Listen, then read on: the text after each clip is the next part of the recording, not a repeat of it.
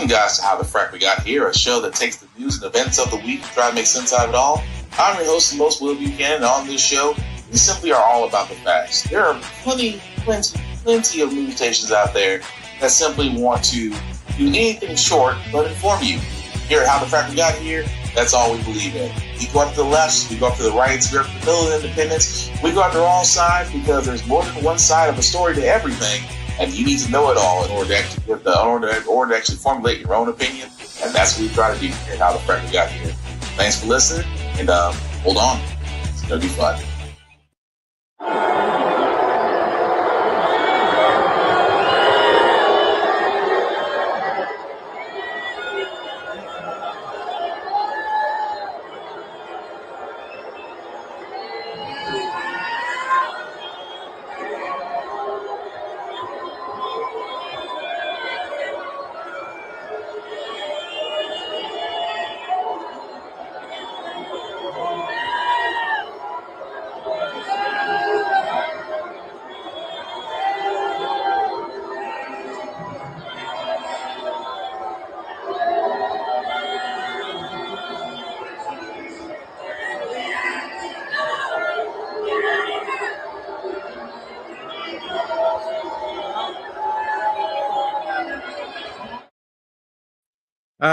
Remember a long time ago at a football game when we thought Taco wasn't getting booed, but he was getting cheered?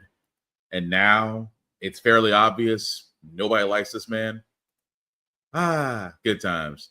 Today's date, November 12th, 2025, and this is How the Frack Got Here. I am your host, the most Will Buchanan on the Frack Got Here. We do take the events of the week and try to make sense of it all. Before we get started, guys, let you know that we are a news podcast. We do pride ourselves on being a news podcast, which means we only cite from reputable sources with award-winning journalism and integrity. We do not do sensational news like Fox News, The Blaze, The Daily Beast. Wherever extreme left or extreme right you get your views from, we simply don't do that. We provide you with just the facts, and that's it. At the same time, we do try to watch our language on the show, but words do fly at the same time, guys. Maybe things that might be shown that might be too intense for younger viewers. So viewer discretion is advised. Aside from that, welcome. So, got a lot to get into today, so let's get into it. Democrats, we got to have a come to Jesus meeting because I don't know how 8 of your Senate Democrats literally decided to take a wonderful advantage. Because I'm going to be honest with you, Democrats. I'm going to be so honest with you. You had the Republicans on the ropes. Cost is going up. SNAP benefits aren't covered. Everything is pricey. Nobody can afford anything. Republicans are on a 2-month vacation, still getting paid, mind you, while air traffic controllers, first responders, and all those that are considered essential workers are now missing up to 3 paychecks. And of course, Taco's approval ratings is in the toilet. You guys had it. You told the line. You sat there and said, above all else, unless we can get the ACA subsidies extended for another year, we're not talking to you guys. And yet, in the midst of 48 hours, this happens. End is finally in sight after the longest government shutdown in U.S. history. In a late-night Sunday session on Capitol Hill, just enough Democrats voted to advance a Republican bill that would extend funding for the government through the end of January. Well, we did not get our key demand. We got a bunch of other things in there. These 8 senators breaking with their party to vote for the compromise, which does not include Democrats' key demand to extend Obamacare subsidies and prevent premiums from skyrocketing, the very demand that led to the government shutdown in the first place. Instead, Republicans are only promising a future vote on health care sometime next month. ABC's Rachel Scott questioned senators after the vote. So how do you explain, though, to your constituents why it was worth it to put up this fight for so long when in the end you did not get your key demand? Because it wasn't working. How long would it take to not get a response to say it isn't working? In other words, it's been 6 weeks. There's been the Republicans made it clear they weren't going to discuss the health care issue, the Affordable Care Act tax credits, until the shutdown was over. Last night's deal does not mean the government is open. Senators still have to finalize the bill, and the House still needs to approve it, a process that could take days. It's hard to try to depend on other people to help you. But the deal now provides imminent relief for the millions of people on SNAP food assistance going without benefits, and for air travelers dealing with thousands of flight cancellations because of unpaid air traffic controllers calling out sick. The Senate bill would also reverse firings made by the administration during the shutdown and provide back pay to furloughed workers. Still, some Democrats are frustrated that their party may have backed down too soon. I voted no just because I'm so pissed off. I'm just frustrated. Others say Democrats made progress by securing a vote on health care in the coming weeks to put Republicans on the record. Former Democratic Senator Heidi Heitkamp says compromise won the day after a grueling 40-day shutdown that also put pressure on the White House. The president was unwilling to engage in negotiation at all. So I think that they demonstrated that his unwillingness to engage in negotiation, to actually have a conversation about healthcare, have a conversation about food security, tells the public what they need to know, that this is not someone who's on their side. President Trump is now proposing Americans receive direct payments to buy health insurance. So we'll get to that part momentarily, but just one thing I gotta say, and I need to change up, because one thing I want to say right now before we get to the Hateful Eight. Man, it's been 6 minutes. What the fuck? What the hell? And again, Democrats, I don't understand you. And I'm not saying all Democrats, but I keep saying you wonder why Democrats seem to always have it. They for 40 plus days, because we're on day 42 of the shutdown. The shutdown hasn't ended yet. We're on day 42 right now. But the thing that I do not understand for the life of me, Democrats, you had them on the ropes. The Republicans were reeling. They had no answer. They still don't have an answer for health care. They still don't have nothing with a health care plan, not even concepts of a plan anymore.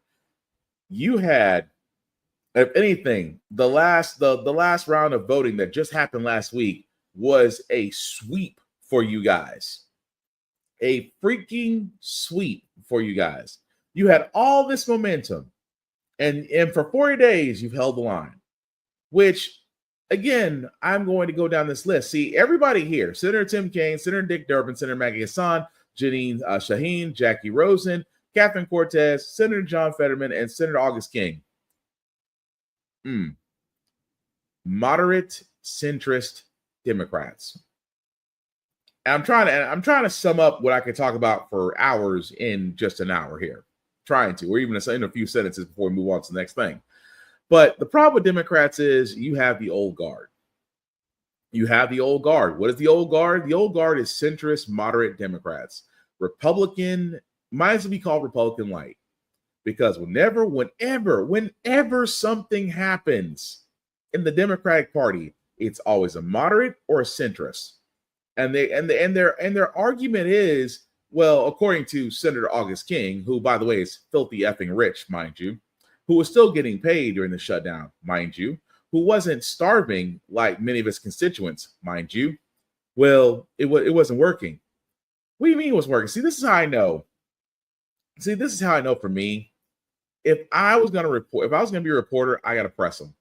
What do you mean it's not working? You guys were dealing with a majority ran House, a majority ran Senate, the presidency, and a right-leaning SCOTUS. What? No offense. What the fuck were you waiting on? Because they're sitting there saying they don't have a plan. Whereas Democrats, you sat there and said, look, the shutdown is imminent. But if we're going to talk about anything, we're going to talk about these ACA subsidies, because we know off the bat, if those expire, everybody is going to pay, if not double, triple their premiums for healthcare, because healthcare in the U.S. is still a for-profit system. And that's the problem. Healthcare can still have lobbyists. Healthcare can pay lobbyists billions of dollars to fund into Congress to write the healthcare laws how they choose to. They can do that legally, thanks to Citizens United, because it never got overturned. So With that being said, Democrats, you had everything going for you except these freaking 8. Senator Tim Kaine is the one that surprised me out of everybody. This is like the whole thing of, we got a promise of a vote. We have a promise of a vote. Here's the thing that bothers me when they say, well, we don't have a guarantee per se. Why not? That was your leverage. That was your position. You had all the cards, and all you had to do was hold the line. Dick Durbin, Matt Gasson, Jenny Shaheen, these people, the reason why I keep pointing out these 8 and I call them the hateful 8 is because none of these people are up for re-election. Oh, trust me, people are already going in place. Primaries are already being set to have people run against them because these 8 people sided with Republicans. And I love how they sit there and say, well, this was compromise. Okay, let me be very clear, Democrats. Let me be very clear. You cannot negotiate with terrorists. The Republican Party are terrorists. You cannot negotiate with them because right now, what's going to look like is that those on the right-hand side are going to say it's a victory lap. Oh, thank goodness these 8 Democrats had common sense and decided to come across the pond and give up their only leverage to sit there and say, we will sign a bill that ends the shutdown so we can send it to the House and have the House vote on it. So hopefully the House press on it. And then somehow 3 votes later, it gets the president's desk and the government is reopened. Thank goodness these 8 Democrats decided to agree with us. That's what the Republicans are saying. The Republicans are touting this as a victory lap. And yet, every time it's the Democratic Party, every freaking time, it is always a centrist or a moderate. And I keep on saying this, and I'm going to say this a lot during this podcast, especially this one, is that when it comes to Democratic Party, they all need to go. All of them need to go. What I mean by that, the moderate centrist Dems, progressives need to step up. Progressives in that party need to step up. There needs to be a changing of the Democratic Party. I'll be the first person to say it because we've seen what happened. MAGA has infiltrated the Republican Party, and the Republicans I don't even recognize that party anymore. I'm not saying Democrats have taken it to that extreme, but the old guard needs to go. It does. And I hate to say it, but it does. And it's, again, Pelosi, Schumer, all those, because I keep on saying what Congress is basically a nursing home with power.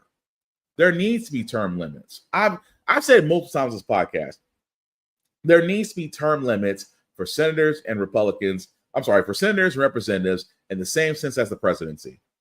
I truly believe that. I said the same thing about the Supreme Court. I think the Supreme Court should have a term limit. I don't think it should be a lifetime appointment. I don't think it should be. I think that to keep everybody on their P's and Q's and for the time allotted, everybody should have term limits in positions of power in Congress. I truly believe that because we've seen what happens when people, don't know when it's time to leave or get set in their ways or try to explain it, because moderate centrist Democrats have always been the thorn in the Democratic Party. Because everybody remembers, does anybody remember Senator Joe Manchin, Senator Kristen Sinema? 2 names that I kept saying on this podcast because when Biden was president and he was pushing forward with a progressive agenda, I'm talking about increasing the minimum wage, tackling student loan debt, not the $20,000, $40,000 crap, really tackling it, even thinking about eliminating it altogether, was trying to push forward his Build Back America Better plan, which was actually investing in infrastructure and opening up jobs for construction and rebuilding of roads, bridges, tunnels, things of that nature. Remember that? And who out of everybody was against it? When the Democrats had the House, had majority in the Senate, and was passing everything through reconciliation in the Senate. Who was against it? Joe Manchin, because he didn't like the way that the plan looked to him. Keep in mind, at the time, Joe Manchin was from West Virginia. West Virginia is coal mining.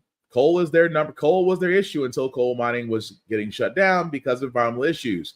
And Joe Manchin did not like anything that involved energy that did not involve coal, even though he signed on the board for a coal mining company, which again, I think was a big ass conflict of interest, but that's just me. But not just him. Kristen Sinema from Arizona, who decided to take the Build Back America plan to her commerce chamber in Arizona and asked them if it was a good idea, to which she turned around and said no. Thankfully, these two people are no longer senators, but again, moderate, centrist Democrats have always stood in the way of progressive agendas. If the Democrats want to be relevant moving forward, they cannot be moderate. They must be progressive. They must be bold. Because I'm going to tell you what's going to happen. You're going to get more of this. You're going to get more of this while I'm about to show. Because again, John Fetterman went on The View, right, after this vote. And I don't like Fetterman, because Fetterman to me is like, he might just be Republican. But listen to this man's responses when they pressed him about his decision in the Hateful Eight. Morning, Senator. So you were critical of this shutdown from the outset, saying it never should have happened, never should have come to this, even at times criticizing your own party. So I want to ask you, why did you ultimately decide to support this agreement? And where do you stand on the growing number of Democrats who are calling for Leader Schumer to step down in light of the shutdown deal? Oh, there's a lot there. Well, first of all, it's not like I agreed to that. I mean, I've been consistently. Now, remember, this all that went back to March. I effectively kind of led the charge now that it's wrong to shut our government down. And then enough of us realized that that's just too risky and that's too much chaotic. And then we kept it open. And I know there was a lot of backlash for that. And I declared back then, we'll be right back in the end of September, and I will be there too, because it's fundamentally the wrong thing. When you're confronting mass chaos, I don't think you should respond with more chaos or fight with more chaos. It's like, we need to be the party of order and logic and now respond in a way.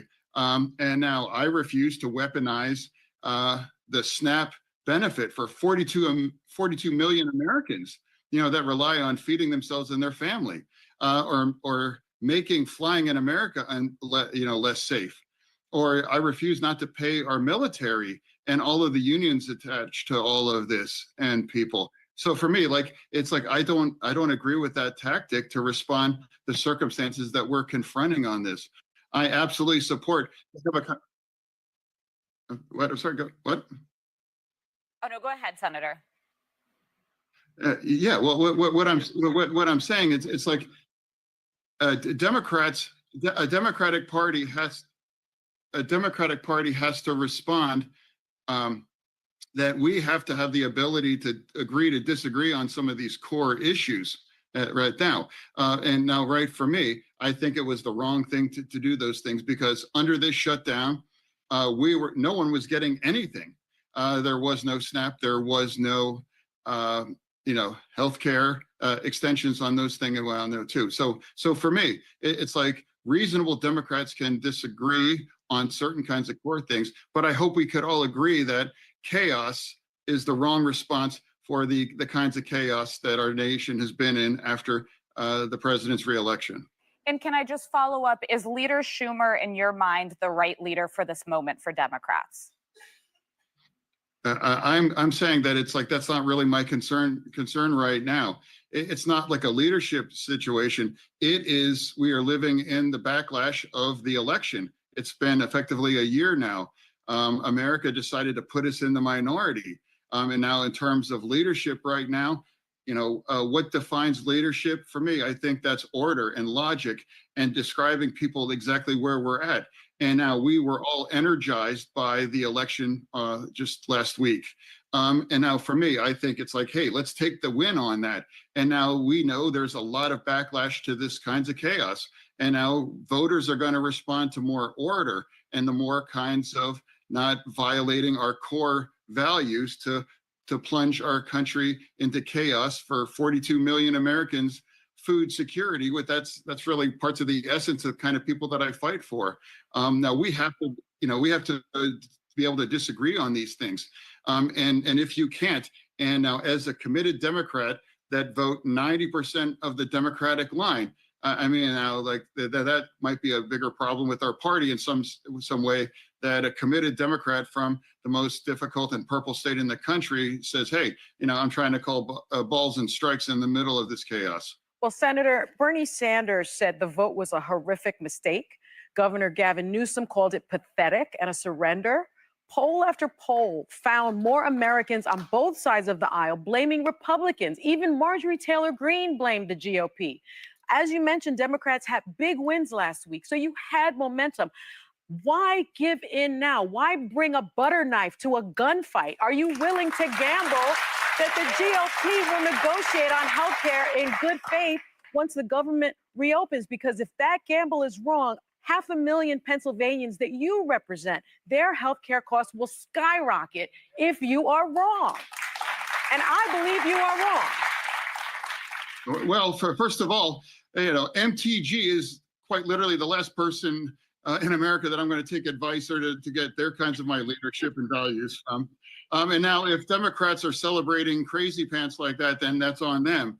And now I don't need a lecture. I don't need a lecture from whether it's Bernie or the governor in California, because they are representing very deep blue kinds of populations, and a lot of those things were part of the extreme. And now remember, what really needs to win, the big win, is involving my state and other states and those things. And why have we arrived here after the election a year ago?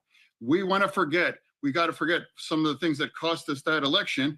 Or now, for me, it's like, that's why I'm trying to remind people that kinds of the extremism, we can't return to those kind of things, and realize we need to find a way forward.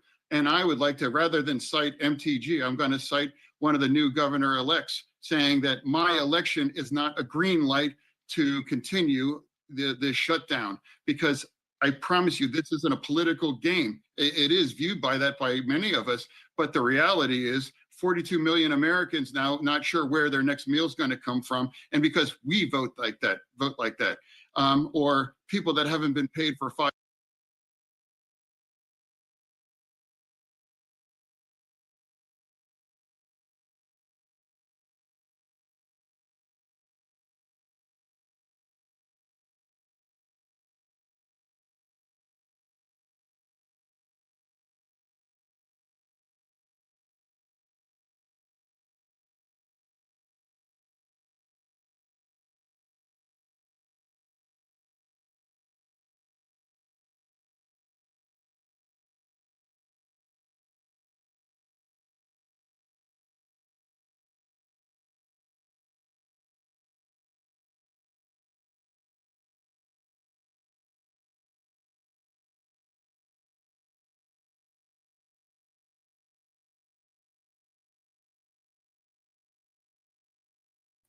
And I just realized I was muted. My bad. So to recap everything I just said, because I just realized I was muted. My bad. Senator Fetterman is definitely Republican. He is Joe Manchin version 2. And at the same time, guys, it never ceased to amaze me, never does, that the word salad that he just did, out of all that word salad, you know what happened? What happened was, I'm trying to keep my job. Not the constituents. I am trying to keep my job. It's hard trying to be a Democrat in Pennsylvania. I'm trying to keep my job. I can care less what Marjorie Taylor Greene thinks, even though out of all the crazy, a broken clock is usually right twice a day. But I'm trying to keep my job. Do you think Chuck Schumer is a good leader for the Democratic Party? Well, it's not for me to say. Accountability. Let's pass the ball. If anything, he acts more Republican than he does Democrat. So Senator Fetterman, miss me with the bullshit. Just go Republican. Just go Republican. I mean, the more I think about it, what have you actually done since you've been elected for the great state of Pennsylvania? Because I honestly can't think of shit. But it amazes me between him and the rest of the Hateful Eight, how they're trying to explain themselves away. And Schumer, and let me also say this, minority leader Schumer did not like this. This was not orchestrated by him. Him and other Democrats are basically against this. However, Schumer, there is some blame in this for you, because this goes back to what I said about the old guard needing to be removed. Because again, whenever it comes to progressive Democrats, centrist and moderate Democrats are more of a roadblock than Republicans are. That's just screaming volumes to me. But here's also the crazy thing that a lot of people don't know. Well, a lot of people do know. And a lot of people not only do know, but at the same time, we already see what's going to happen with this vote. Okay. Yes, currently, as of this recording, the vote did pass in the Senate. It is going to the House. It effectively does need 3 rounds of voting to pass. If any of those rounds fail, the bill's died. The bill is dead. If it does pass all 3 rounds of voting, then it goes up to the president, and then Taco effing signs it, and government's reopened if that's the case. So the shutdown could actually technically end Wednesday night. Technically. If one of the votes is through reconciliation, and if all Republicans are on board, technically it can end tonight. But here's the thing that I keep saying when I say you cannot negotiate with terrorists. And of course, the Republicans are terrorists. They are the American Taliban.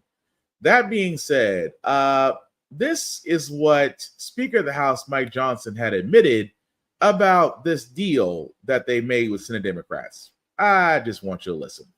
That we'd like to bring back to the table, because that will actually solve the problem and not just subsidize insurance companies. So you're not committing to bringing up a bill that deals with the Obamacare subsidies before they expire? I'm not committing to it or not committing to it. What I'm saying is that we do a deliberative process. That's the way this always works, and we have to have time to do that, and we will in a bipartisan fashion. If something passes the Senate, it would only pass on a bipartisan basis. Yeah. Would you bring it up?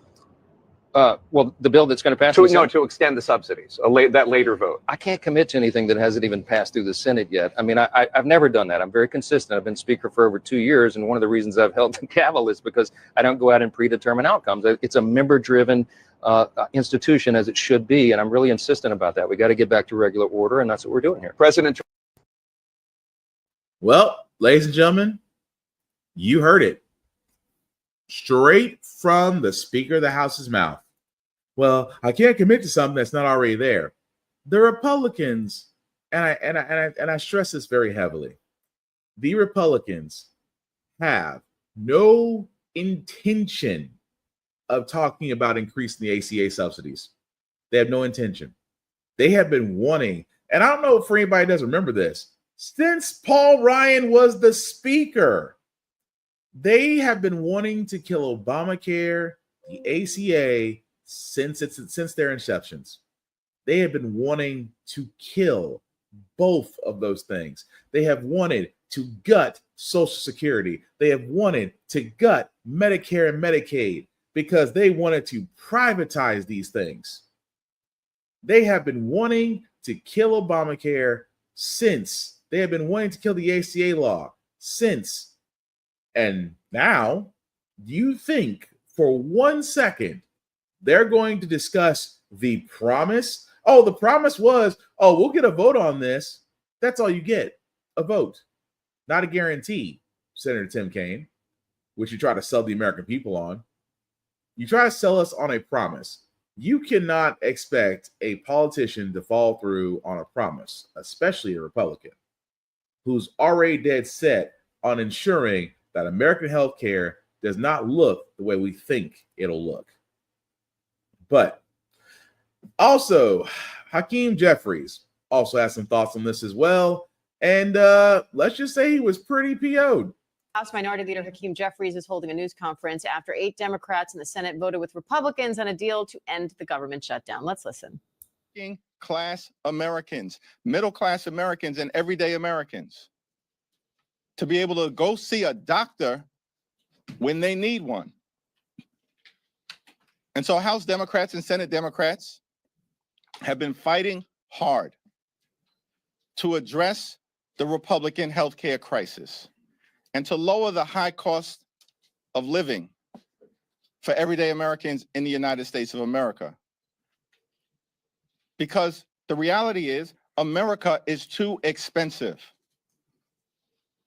And far too many people are struggling to live paycheck to paycheck. They can't thrive. They can barely survive. And that's why Democrats have been waging this fight. And we'll continue to wage this fight. No matter what comes over to us from the United States Senate to the House of Representatives at some point this week. Our position as House Democrats has been crystal clear. We will sit down with any Republicans, anytime, any place, anywhere, in order to find a bipartisan path forward, but we're not down with their my way or the highway approach to governance. That's failed the American people. It's been a disaster for the American people, and the American people know it, which is why last Tuesday, Republicans all across the country got wiped out. One of the most decisive off-year elections ever in modern American history. And so as House Democrats, we know we're on the right side of this fight, the right side of the American people.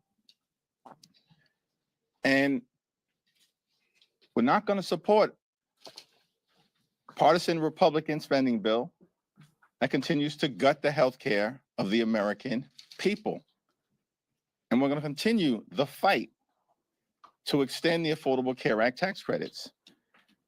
And if it doesn't happen this week, next week, this month, next month, then it's the fault of Donald Trump, House and Senate Republicans, who continue to make life more expensive for the American people. Questions?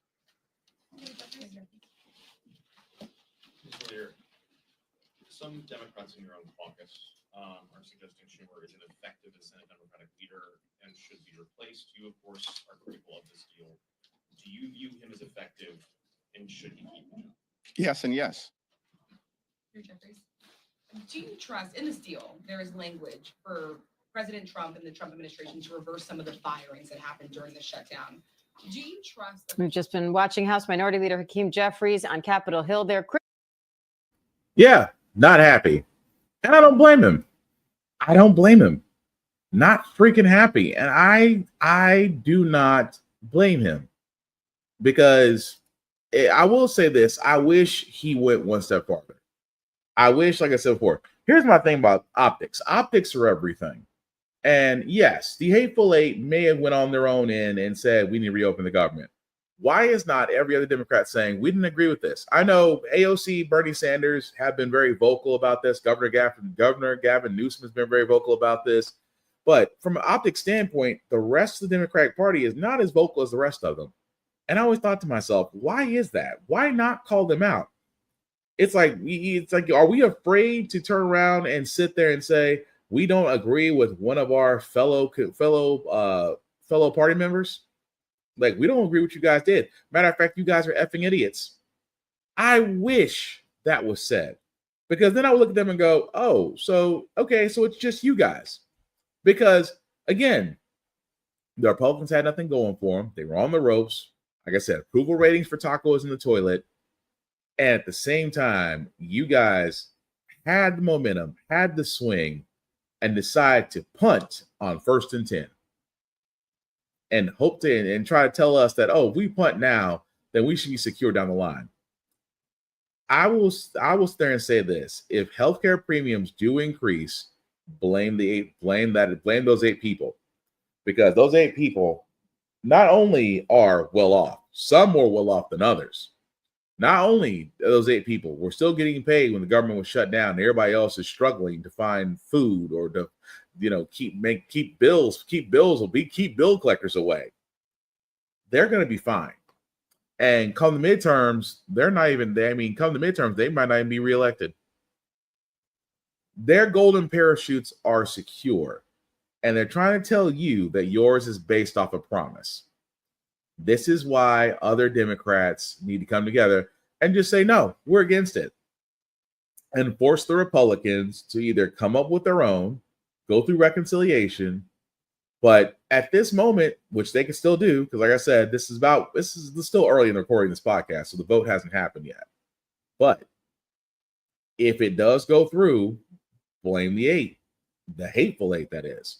But before we move on to the reason why the old guard Democrat needs to go, I got to talk about Stephen A. Smith for a minute, because this Uncle Tom blowhard, really over the moon, overpaid sports announcer that ESPN/Disney is stuck with, decided to sit there and say that the Dems had planned a shutdown the entire time. I wish I could make this up. How are you? I am doing very well. And yes, you have done quite well for yourself since our last interview more than 20 years ago. All right. Speaking of interviews, Stephen, you just interviewed Speaker of the House, Mike Johnson. Let's take a listen to a little bit of that conversation. The art of the deal, a guy that can make a deal, that can figure out a way to get a deal done. Where's that guy with all of this right now while federal employees are not being paid? I'm glad you asked. I mean, he is the great deal maker, and he tried before this began. Remember, we had that fateful meeting where Leader John Thune in the Senate, I, Chuck Schumer, Hakeem Jeffries, the 2 Democrat leaders, we all went to the Oval Office. He brought us all in, and we sat right across Resolute desk. And the president tried to make a deal with those guys. And he said, guys, don't close the government down. It doesn't help anyone. It hurts the American people. And they just basically gave. All right. So can we break some news? Did you get him to reopen the government, Stephen? No, they did not. They still haven't reopened the government. Both sides are pointing fingers, and the American people are the ones suffering. Over 1 million people furloughed or unemployed. Obviously, they're not getting checks right now, even though they were asked to come to work. It's a disgrace. It's an embarrassment. It's a dereliction of duty. We all know this about the politicians on Capitol Hill, but I will concede that, unlike, even though I did have House Speaker Hakeem Jeffries on the show as well, that same show I had the chairman of the Judiciary Committee, Jim Jordan, on with as well. He came on 30 minutes before Speaker Johnson. The reality is they're showing up and they're making the case that a continual resolution is something that they agreed to and signed 13 different times when Biden was in office. Now Trump is in office, and here they are with it again. The last time you've had a shutdown this long was in 2019, or so 2018 into 2019 with Trump. So they're attributing it to the hatred of Donald Trump, and it's simplistic for them in that regard. For me personally, I look at it from the standpoint that I think the Democrats all along had it planned that they weren't going to do anything before the election because they believed that a shutdown ultimately would hurt the GOP because of Donald Trump. And as a result, it turns out that looks like it was accurate. The Republicans are trying to downplay it, saying Virginia, New Jersey for the gubernatorial races were essentially a blue states anyway. So that was going to happen. Of course, New York City with the mayoral position with Mamdani was going to happen anyway. But the Democrats are using it as an argument to say there's justification, that there's voters' remorse when it comes to Donald Trump. And that's what they're holding on to. And that's why this stuff is continuing. Either way you slice it, people are suffering. Bills are not being paid. And I think it's a disgrace that government officials are allowed to continue to get paid and to receive health care when American citizens who are willing to show up to work and are mandated to continue to do so are not getting paid at all. It's an absolute disgrace. Let me follow up with 2 things. All right. Let me start with the disgrace part of things. You recently walked off the stage during this town hall. You were frustrated by the stories of real people that you were talking to that are suffering from no pay, having a DoorDash to make ends meet. What should the government be doing right now? They should be getting the deal done. They should be signing a continual resolution and to keep our government running. And then you go about the business of negotiating the deal. Listen, I'm not trying to absolve either side. I think they're both wrong. But I do think that the Republicans make a very poignant case when they say they signed the CR on 13 separate occasions when the Democrats were in office. But when Trump was in office, you didn't want to do it in 2018, 2019, and you don't want to do it now. And so when you consider the fact that in the 2024 election, that they got their behinds handed to them, that, with young voters, with female voters, et cetera, every swing state that they had lost, the Democratic Party is devoid of power. They're making a play to regain power. From a political perspective, you can understand their position. You can even empathize with it to some degree until you take into account the fact that American citizens are not being paid. And when you know you're not being paid, particularly when you insist that they show up to work to not be paid, that to me is where it really, really gets egregious. They can't quit. They can't take days off or not show up and then go someplace else, like the air traffic controller at the town hall that I walked off stage from. The air traffic controller has to go to work for DoorDash. He still had to show up to work the next day, because if he did it, he'd be fired. And then once the shutdown ends, he doesn't have a job. Those are the kind of things that should not be happening in the United States of America at this particular moment in time. And I think it's important for people like myself, you, and everybody else to call them out for it and to make life excessively uncomfortable for them in terms of not being able to make a deal. Sign the CR, get the government back up and running, and then go about the business of negotiating. And if it's for Affordable Care Act subsidies and what have you, listen, the Republicans have a case just like the Democrats have a case. We can hear arguments on both sides, but it shouldn't be at the expense of the American people. It should be for the American people. Well, oh, my head hurts. That makes my head hurt. I'm sorry. Stephen A., I know. Hang on, let me pull up. I know as Black people, we should not down other Black people. We shouldn't. We really shouldn't.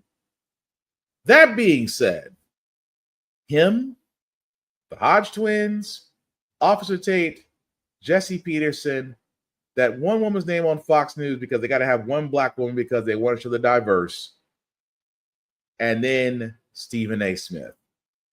Oh, let me not forget Tim Scott and Byron Donald, because the trash pandas, because I can't say what I really want to say, the trash pandas will always come out and always sing and dance the Republican tune. This is what Stephen A. does, ladies and gentlemen. Like I said, I can't stand Stephen A. because number one, he's a blowhard. He is literally and figuratively, he's just loud and obnoxious. He's loud and obnoxious. That's all he is. He's been that way for going on 30 years now. He's been a blowhard. But it's amazing that now he's in the political arena. But you, sir, are hearing the stories of constituents who are hurting, and you got to walk off stage. It's too much for you. That lets me know, sir, please don't go into politics. Don't even, speak from your armchair quarterback position from your $100 million deal that you have with ESPN Disney. Speak from there because it's safe for you. It's safe for you. Because you sit there saying, well, the Democrats the Republicans have a case.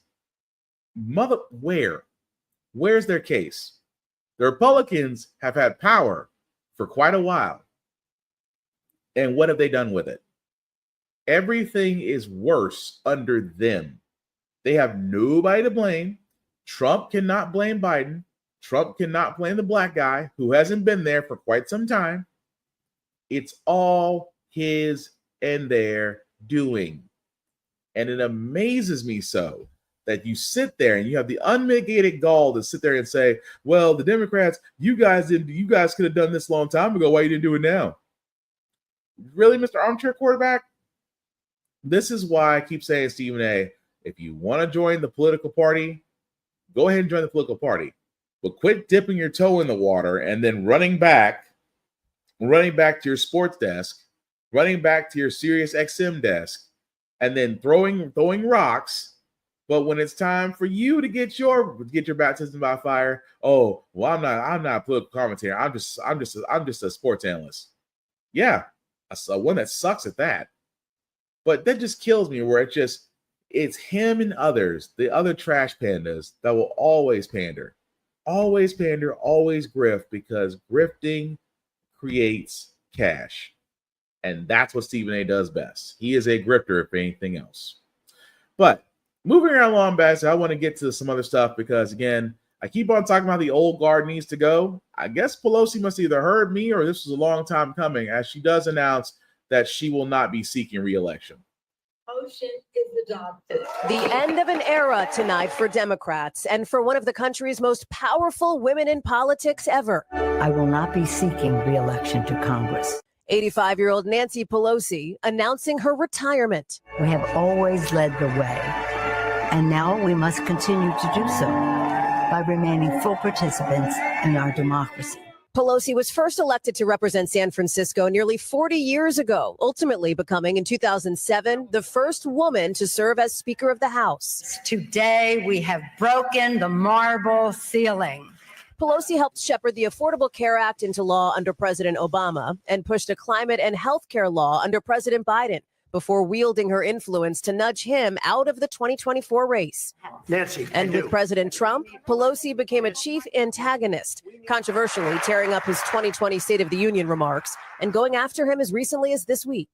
He's just a vile creature, the worst thing on the face of the earth. President Trump, late today. I think she's an evil woman. I'm glad she's retired. Some Republicans have questioned the millions she and her husband made in stock trades, with Pelosi brushing off accusations of insider trading, saying she's not involved in her husband's investment choices. Pelosi has faced the threat of political violence. 3 years ago, Paul Pelosi was attacked in the couple's home. Today, her focus on her constituents as she steps away from the chamber she shaped for decades. She is the most effective speaker in American history. Looking ahead, Pelosi's retirement may send a signal to other long-serving Democrats to make room for younger leaders. Should. And I'm not knocking Pelosi. I really am not. She has had some momentous times in her political career. I'm not knocking that at all. But it goes back to what I said. The old guard needs to go. She is a moderate Democrat, centrist Democrat. And yes, they always talk about, well, the millions that she made in stocks. Okay, let me point this out. There's no such thing as a broke politician. No such thing. And until there is a wall, and I said before, that needs to be an amendment. If you are a politician in Congress, you cannot own, trade, you cannot own, buy, or trade stocks in any shape or form because you have access to certain material that the temptation is way too freaking great to line up your own pockets. But here's the crazy part. How many times has a bill like that been introduced into Congress, and how many times has it yet to be signed into law? In the same sense, why is it that the amendment to change, politicians being paid during a government shutdown? Why has that not been amended and replaced with those that are considered essential workers? Air traffic controllers, first responders, people of that nature should be paid during a government shutdown. Representatives and senators should not. Why hasn't that been done? So I can keep going down the list that I said there's no such thing as broke politician. But going back to Nancy Pelosi, again, she's had a storied career. At the same time, the old guard does need to go. Her, Schumer, everybody else. Because like I said, Congress is basically a nursing home with power. And yes, so people go say, well, what about AOC? What about Jasmine Crockett? What about Rashida Tlaib? What about all these people that should be moving? Ilhan Omar. Yes, they should be the leaders moving forward. They should be. And I said before, I've got nothing against women leading the Democratic Party. I've got nothing against that. Matter of fact, I think it should happen. I think if you really want to shake things up, there needs to be a progressive wave through the Democratic Party, and it should be led by women. Men have had a chance for a very long time. Let's see what women can do when they've been given the ball and running with it. Because we've seen AOC, we've seen Jasmine Crockett, we've seen Rashida Tlaib, we've seen Ilhan Omar, we have seen so many others, and that's just a few I've named. There's many others who are young, progressive, and again reflect us. Because no offense to Ms. Pelosi, you at this point are reflecting a group of people who are more toward the AARP side than us currently right now, the younger voters. So yes, thank you for your service, but at the same time, yes, the old guard of the Democrats needs to go. That's just being honest. But before we get to all the craziness that Taco decided to let loose this week, this actually dropped. And you know what? There must be something in these Epstein files that must be on the destruction level of Hiroshima. That's all I'm going to say before I play this. Breaking news, the White House responding after Democrats on the House Oversight Committee released some of sex offender Jeffrey Epstein's emails referencing President Trump. In a 2011 email, Epstein referred to Donald Trump as the, quote, dog that hasn't barked, and told his former companion, Ghislaine Maxwell, that an alleged victim had spent hours at his house with Trump. The head Democrat on the committee says the emails raised questions about a White House cover-up of the Epstein files. But Republicans in the White House say Democrats are trying to create a fake narrative to slander the president. Trump has denied any wrongdoing and any knowledge of Epstein's crimes. ABC's Jay O'Brien has the latest. Jay, how do these emails fit into the Epstein investigation, and how's the White House responding? So they were released this morning, Diane, as you say, by Democrats on the House Oversight Committee. They are part of thousands of pages of records from the Epstein estate that this committee has obtained. The Republicans on the committee just dropped tens of thousands of pages of records from the Epstein estate, somewhat in response to this. But that one email that you just referenced is so far from what we have seen the most notable. That sentence that Jeffrey Epstein writes Ghislaine Maxwell about Trump being, quote unquote, that dog that hasn't barked. And he also notes that what, as of this morning, when the email came out, was an unnamed victim. Now Republicans say it is prominent Epstein accuser Virginia Giuffre. Epstein writes of her to Maxwell in 2011, quote, that she spent hours at my house with him being Trump. He has never once been mentioned. Then Ghislaine Maxwell responds, quote, I have been thinking about that. All of that to say, this comes after, remember, Ghislaine Maxwell testified this summer in a closed-door deposition that was recorded with Deputy Attorney General Todd Blanche, the president's former lawyer, that she never witnessed Trump do anything inappropriate. There is this now exchange with Epstein where she references some prior knowledge, at least of Epstein, of Trump having interacted with his victims in the past. Democrats say that in some form or fashion contradicts what she said to the Department of Justice. Republicans are pushing back on that. And we do, as you noted, have reaction from the White House today. I want to put it up on your screen. It's White House Press Secretary Caroline Leavitt, who has said that this is part of what she labels as a political maneuver on the part of committee Democrats. She says, quote, I'll read a little bit. These stories are nothing more than bad faith efforts to distract from President Trump's historic accomplishments. We know Republicans on the Oversight Committee as well have accused Democrats of cherry picking emails out of, again, these reams of documents that they got out of the Epstein estate. Jay, Republicans also accuse Democrats of withholding records that name Democrat officials. You mentioned that they're now releasing 20,000 more documents subpoenaed from Jeffrey Epstein's estate. What are you watching for as the team goes through those new documents? We're going through them now. In fact, I was just in a room with a few of my colleagues as we were poring over those records. From what we have seen so far, and the emphasis is, of course, on so far, because it's more than 20,000 pages and we're continuing to go through them. Right now, in terms of prominent people who are mentioned by name in emails between Jeffrey Epstein and Ghislaine Maxwell, for example, which was Jeffrey Epstein's convicted accomplice, the only name we've seen so far is President Trump. Obviously, we are only through a sliver of these 20,000 or so pages. Republicans on the committee have said there are names, to your point, of prominent Democratic officials as well. We've seen some correspondence with Steve Bannon, who was obviously a top advisor in President Trump's first administration. He has remained in his orbit. Some correspondence about Jeffrey Epstein's public image with him, things of that nature. But so far, in terms of references to President Trump, those emails that you talked about earlier are all we have seen for the most part. Jay, a new Democrat. All I can say is, wow. Again, you must, how can I put this so nicely? There must be other stuff. Because, let's be honest, we know Taco and Epstein were friends. Taco and Epstein might have shared things and individuals. It's fairly obvious, but it's amazing how Taco is still trying to say, I never did it. I never harmed anybody. I never did this. And yet more and more keeps coming out. I'm just saying, the day that all of it gets released, I look, and that's people say, well, there were Democrats and other people there too, then all of them should go. All of them should burn. I don't care if Mickey Mouse was in the Epstein files, let it burn.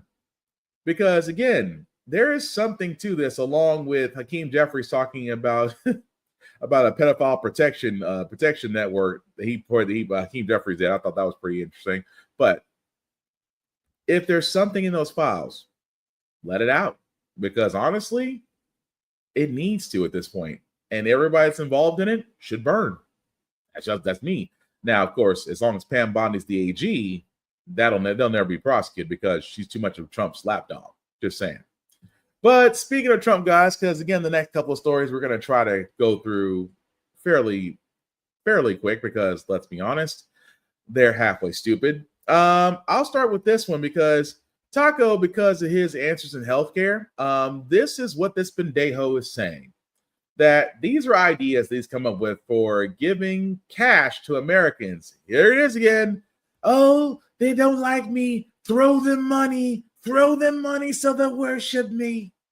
And that's exactly what he's doing. He wants to give out $2,000 dividends. Where are those $2,000 dividends, you ask? From tariff revenue. Yes. Let me make myself a little bit bigger. He wants to give you, Mr. Dictator, king in his own mind, wants to give you a $2,000 stimulus check from dividends from tariff revenue. Woo! Ah! Ha! There's no such thing as tariff revenue. Tariffs are what you guys pay because tariffs are not going to be paid by the exporter or the importer. They are not going to be paid by the distributor. They're not going to be paid by the retail person. Everybody's going to pass that cost along to the lowest person on the totem pole, the consumer, you. So to think that if you think that we're getting tariff revenues from all the tariffs that Taco has put into place, I've got beachfront property in Tennessee I want to sell you. At the same time, he wants to take the money that is being sent to insurance companies to save the bad healthcare and give it again directly to the people. How much, you ask? $2,000. And yet, how? This would mean that the money that's going to the ACA and Obamacare, which again has allowed many people to be able to get healthcare, he is now wanting to, because he can't kill it yet, he wants to basically choke it out. And in doing so, he believes that, Americans can take their own money and find better health care. You know what this sounds like, ladies and gentlemen? This sounds like school choice. I should know I'm in Tennessee. Idiot Governor Bill Lee and the succubus of a bitch, Marsha Blackburn, are always promoting school choice. What is school choice? School choice is basically giving you a voucher to send your child to whatever school you want. How are those funds being paid? Out of public education, which means public schools suffer while charter schools, while private and sometimes religious schools will get that free federal money. And that alone should tell you something. That if you think tariff revenues, it's like, well, Trump was the only one that gave me a $2,000 check from an idea that initially started out from President Biden. We know. But if you do get a $2,000 check, I guarantee it'll come to you on February 30th of next year. Have fun with that. Beyond that, guys, he also, in the world of real estate, because, Taco is a real estate tycoon. He is a magnate. He's the master negotiator, right? Has decided that, the 30-year mortgage isn't really working anymore. Let's try 50-year mortgages. I wish I could make this up. This morning, new backlash as the Trump administration moves forward with a plan to introduce 50-year mortgages. It looks to be like the president's looking for a quick fix to a market that is fundamentally broken right now. Over the weekend, Trump sharing this image comparing the proposal to the 30-year mortgage policies championed by FDR nearly a century ago. The move could potentially kickstart the now stagnant real estate market. Homes are currently seeing the lowest turnover rate in 30 years, and the median age of first-time home buyers just hit an all-time high of 40 years old. It's really difficult to see right now for younger borrowers how they are going to be able to afford a home. A longer fixed-rate mortgage would lower monthly payments, but would also create a higher total cost because of all that interest over 5 decades. Take a $400,000 loan at 6% interest. Under a 30-year mortgage, the monthly payment would be just shy of $2,400. Under a 50-year loan, it drops to just over $2,100, a savings of nearly $300 a month. But over time, that savings is erased by a much larger interest bill, because while the total interest on a 30-year loan would be about $463,000, The interest on a 50-year loan would total more than $860,000. Many, including longtime allies of President Trump, are not on board with the idea. Congresswoman Marjorie Taylor Greene saying, quote, "It will ultimately reward the banks, mortgage lenders, and home builders, while people pay far more in interest over time and die before they ever pay off their home, in debt forever, in debt for life." And the White House has not yet explained how it would get around the Dodd-Frank Act, which effectively bans mortgages longer than 30 years. That was also the other thing I wanted to point out too. But let's go back for a second, shall we? Let's do some math. Let's do some math, everybody. So yes, Taco has decided, oh yeah, let's reduce 50-year mortgages. So let's use a little bit of math here, as they've already shown. Take a $400,000 house, 6% interest. Yes, you might pay a little bit less in monthly payments, but your interest rate will double, if not triple. So let's just say on a $400,000 loan, $800,000 of interest. Total would have been over $1 million for a $400,000 home. A $400,000 home that if someone decided that, hey, we need this home at 50-year mortgage, yeah, $1 million plus after all said and done. $1 billion plus. And yes, the journalist is right at the end. The Dodd-Frank Act does prevent mortgages, does not allow for mortgages longer than 30 years. So the Dodd-Frank Act is still in place. But the thing about it is, y'all, it's crazy because, like she said, the only ones that win are banks, hedge funds, and Wall Street. They're the only ones who win. Really and truly, the only ones who win. And at the same time, how else do you sit there and you say, the American dream is dead, or at least on life support? Because unless you win the lottery, which last time I checked, I think Mega Millions is up to over $1 billion now. Unless you come into a windfall amount of money, getting a home these days is damn near impossible. It is. But 50-year mortgages is not the answer. It really isn't. But the last thing I got about Taco is because, well, he went on Fox News with Laura Ingraham, also another consistent douchebag. And he said something that, well, I never thought I'd hear on Fox News. But let's just play the clip. Fronted on Fox about H-1B visas and why he's not prioritizing jobs for American workers in manufacturing. Listen to this. And does that mean the H-1B visa thing will not be a big priority for your administration? Because if you want to raise wages for American workers, you can't flood the country with tens of thousands or hundreds of thousands of foreign workers. You also do have to bring in talent. When we have plenty of talented people here. No, you don't. We don't have talented people here? No, you don't have certain talents, and people have to learn. You can't take people off an unemployment line and say, I'm going to put you into a factory where we're going to make missiles, or I'm going to put How did we ever do it before? It's an interesting soundbite. I mean, I love that look. Oh, that look she had. I wish I could. Yeah, right there. Oh, right there. Oh, that look of, did Fox News actually just make sense? At the same time, I just love that look on her face. That look on her face screams volumes. It screams volumes about what was just said. Because when it comes to Taco, keep in mind, when it comes to Fox News is all about American faith, family values, and whatever bullshit they can never get past. It's just weird that Taco said that and said we do have to have more foreign workers to train our American workers, because he said the quiet part out loud, ladies and gentlemen. You know what he said?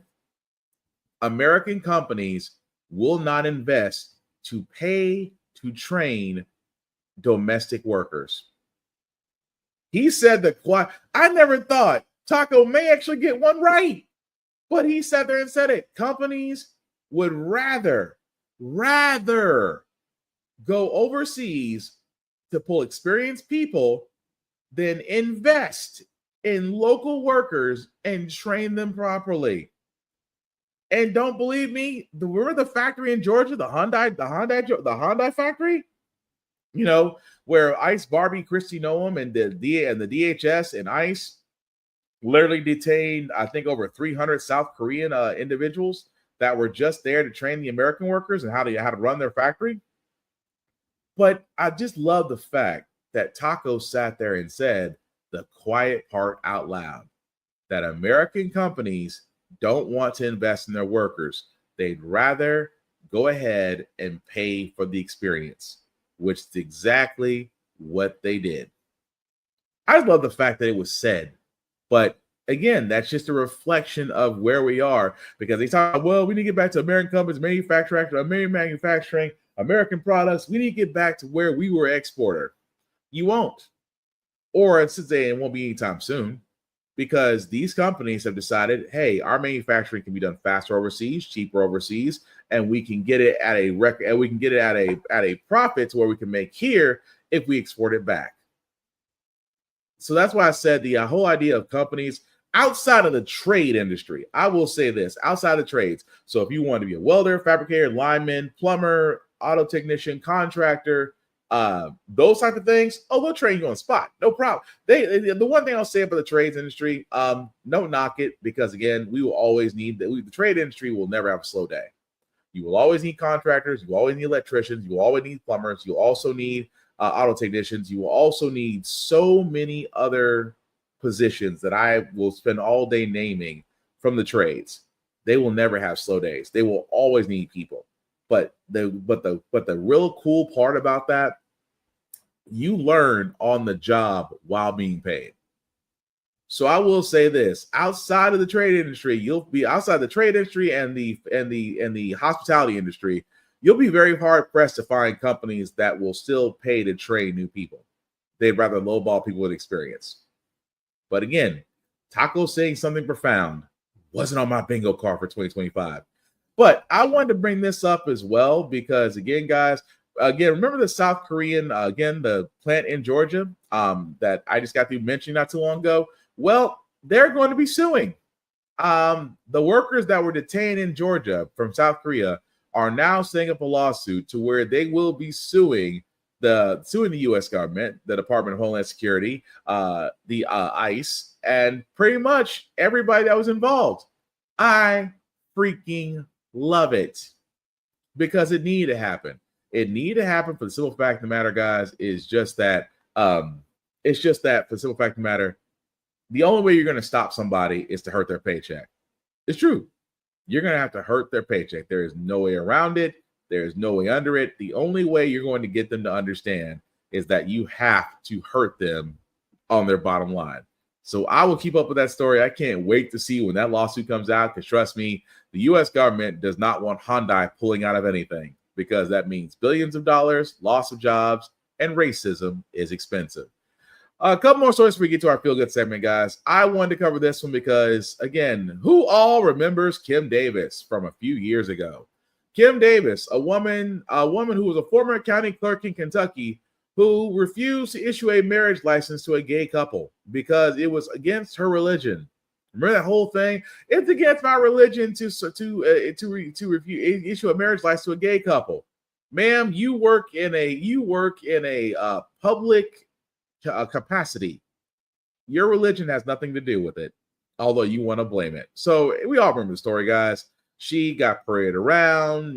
Trump tried to defend her and all this stuff. Eventually, she lost her job, got sued.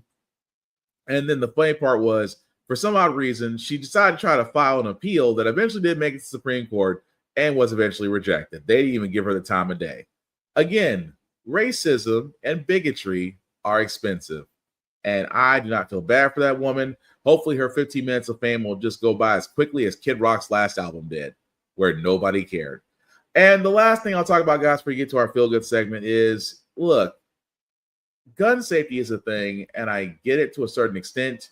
But here's the problem I'm going to have with this next story, that several states are now requiring public schools to teach kids about gun safety. So here's the thing. There's a reason why you don't see the DARE program in schools anymore. Not to say that the war on drugs wasn't something. The war on drugs is actually bullshit. But here's the thing about kids. Okay. When we send our kids to school, we want them to learn. We want them to have a decent quality. We want them to have a quality, decent education. We want them to be able to read and write and to think critically. We want them to also enjoy their childhood. But with the whole thing of gun safety coming up, guys, with school shootings and kids finding their parents' guns and accidentally discharging them and things of that nature, I never really understood why gun safety needs to be taught in schools. I've never understood it. I can understand it being taught in a Boys and Girls Club. I can understand it being taught at a youth auxiliary group. I understand it's been taught in Cub Scouts and Boy Scouts, but school, the absolute last thing that kids need to be worried about in school is guns. But to me, it's always, these are all Band-Aid situations. We refuse to acknowledge the humongous wound that was left and would rather let it fester and pus up, and then put Band-Aids over it. Well, let's teach kids about gun safety in school. No, let's not. The same sense of teaching kids about how to use a gun. Now, however you want to do your house, that's on you. I know for me as a gun owner, I refuse to teach my children about guns because kids do not have the mindset that adults have. For example, owning a gun is obviously very, your responsibility, no question. Not even. I mean, you need it. You have to have it. Responsibility above all else. But teaching a child how to use a gun, disarm a gun, arm it, or even put it in a fireable position, that to me screams danger. Because a child is not an adult. They are developing. They get scared. They still will have a fight or flight response, just like adults do, but they will go running instead of fighting. And again, you don't want to introduce a situation of that type of knowledge to children.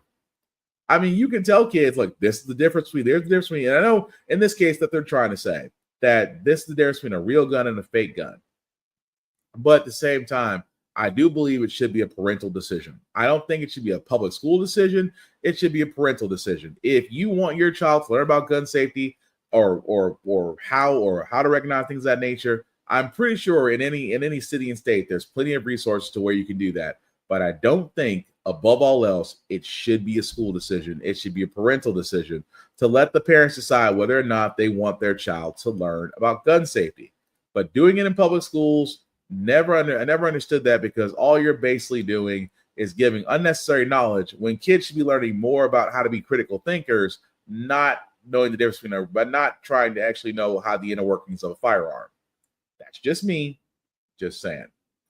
But we're going to move on to our feel-good segment, because usually on How the Frack we got here, we usually cover a lot of things that are doom and gloom. Sometimes it makes you faith in humanity, but hey, it's Wednesday. Tomorrow's Thursday. We'll leave you guys out some good vibrations. Also, want to give a shout out to veterans, because yesterday, November 11th, was Veterans Day. So for all those that are veterans, whether former, current, and active, or no longer with us, thank you for your service. Above all else, we at How the Frack we got here, thank you for your service. That being said, guys, a former president decided to board a plane with a group of veterans. And again, this kind of gives me the vibes of when you got to come back and still do your old job because the new guy's fucking up. Former President Obama did take a flight to DC. And again, I don't know what it is about that man, but I feel way better whenever he's actually interacting. It just makes me miss the fact of the type of president we had. And yes, I'm a President Obama fan. But here's a clip. This honor flight is to honor all the veterans of World War II, Korea, and Vietnam. It's all free for them. We show them all their monuments and explain what their monuments are about. We just try to treat them with dignity that some of them didn't get when they came home from the war. Hello, everybody. What? As we approach Veterans Day, I wanted to stop by and just say thank you for your extraordinary service. To you, your family, the sacrifices that all of you made to protect our country is something that will always be honored. And we are very grateful. And we also happen to welcome you with a 70-degree day in DC, which doesn't always happen around here. That's the first time I've seen a president, former or current, greet an honor flight. And that is absolutely amazing. A commander-in-chief, a leader who's going to show up and tell you that your service was worth something. I think that's the important part. So I think it was a great thing that happened. Keep Last that. time I got to see a president, it was Gerald Ford. How about that? It was a joy in my heart today to see all these people. It's good. We still got people in our country, and that's good. It tears in my eyes. I just couldn't believe that there was that many people around that remembered us and was there to greet us, and it was just unbelievable. Well, it means a lot because back then you got off the plane there and you had no welcome and people were almost booing you. I'm real happy that now with current troops that come back from deployments, they get welcomed back really nice because that's what should happen. So it's being recreated in this flight and it makes you feel good. I haven't flown for 50 years. And I was in the military from 72 to 76.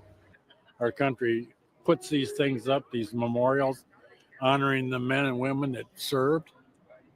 You couldn't ask for something greater. This has been going on over 20 years, and it started out very small. And now a lot of states have their own hubs, and they raise their own money and and they set up the whole flights. They set up where they're going to go, the buses, the flights.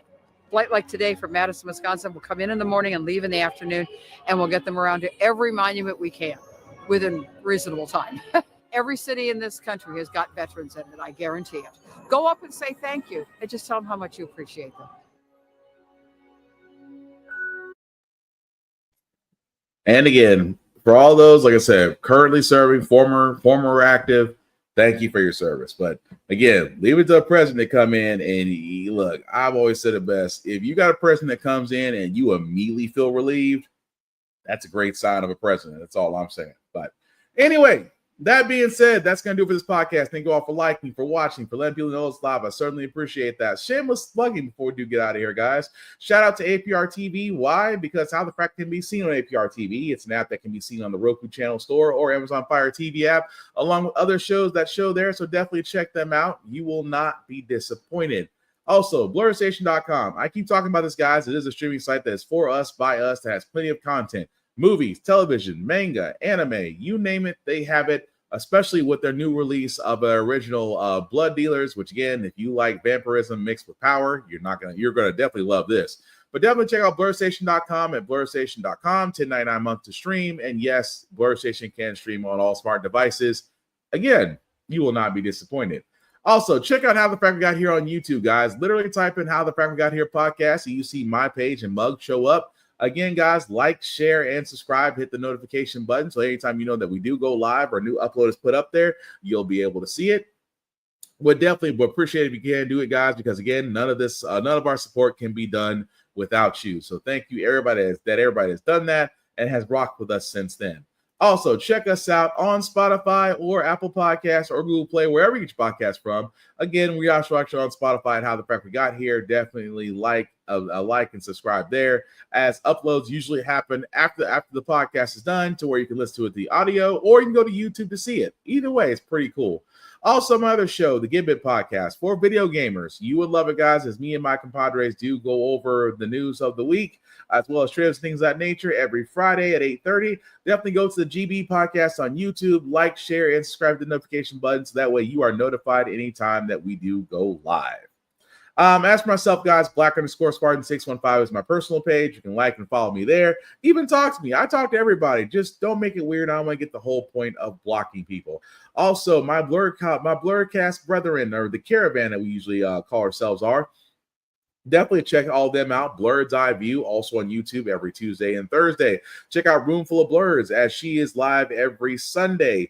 Check out Geek by Heart, as they usually cover everything of movies and video games, even some streaming. Definitely cover them as well. Showquo, as she does streaming and anime. Definitely check her out. Fresh Press Z for all your nail tactician needs. Lore of the Culture, as they delve into the stacks of comic books and things of that nature. Navy Montel, the Blurred Reverend, I usually call him because he does talk a lot about positivity in the Blurred community. And I think I covered everybody. Oh, and Tafari TV, because this man is the hardest working man this side of the keyboard. Definitely check out Tafari TV, also on YouTube as well. Check them all out, like them, and follow them, because again, they all have something different to bring to the table, and you will not be disappointed. With that being said, guys, again, the midterms are coming up. I know right now things are not looking great, but please don't doom scroll. Find something that makes you happy. Protect your peace. Check on your friends. At the same time, get outside, enjoy the world. It's starting to get fall weather, although Tennessee, you can't tell because we're in that fall season. I missed the fact that it was actually good and cold for a few days, but that's just me. But again, enjoy life. I know Thanksgiving doesn't really leave a lot to be desired, whether you do it or not, or whether you use it as an excuse just to have food and friends around. Definitely do that, because right now we actually need each other. We need each other in this day and age. We need each other in right now time more than ever. So definitely stick to those that make you happy. Find things that make you happy. Protect your peace and your strength, because that's all we really need right now. But that being said, the last thing I'll say about Frack right here, it's all about staying informed. We are not trying to reinvent the wheel. We are simply giving you all the information, allow you to make up your own mind. But we do provide a lot of perspective that goes along with it. We do better society once we're informed. We're progressive. We move forward. We try to right the wrongs of our past, making decisions now that we should have done back then. Like electing our first black woman to the Supreme Court, electing our first black woman as the Federal Reserve Governor. Hopefully one day electing our first black woman to be called Madam President. All great things. When we don't learn from history, we are doomed to repeat it. That's what we keep asking ourselves. Why does everything go up but our paycheck? Why are we electing different politicians but still the same old game in Congress? And most importantly, how the frack we got here. Thank you all for watching, guys. Please take care of yourselves and each other, and I promise we will all get through this. Live long and prosper. Yes, I'm a Trekkie. Be well. We're going to be all right. Peace.